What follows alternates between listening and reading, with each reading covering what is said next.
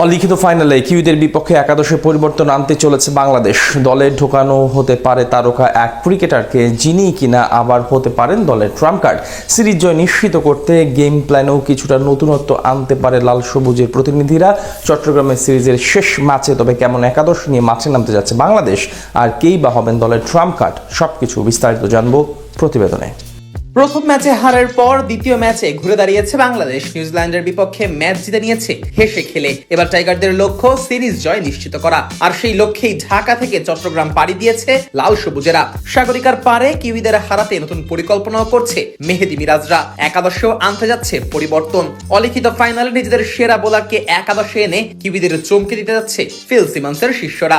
প্রথম ওয়ানডের দলে থাকা সত্ত্বেও শেষ মুহূর্তে সামান্য ইনজুরিতে একাদশ থেকে বাদ রাখা হয় মোস্তাফিজুর রহমানকে। দলের সুযোগ দেওয়া হয় শরীফুল ইসলামকে, আর এই সুযোগের সৎ ব্যবহারটাও করেছিলেন এই বাঁহাতি। দল হারলেও প্রথম ম্যাচে বাংলাদেশের সেরা পারফর্মার ছিলেন এই শরীফুলই। দ্বিতীয় ম্যাচেও তাই মোস্তাফিজকে ছাড়া মাঠে নামে বাংলাদেশ। তবে তৃতীয় ওয়ানডের আগে মোস্তাফিজকে আবারও দলে আনার পরিকল্পনা করছে টাইগাররা। সেক্ষেত্রে বসানো হতে পারে শরীফুল ইসলামকে।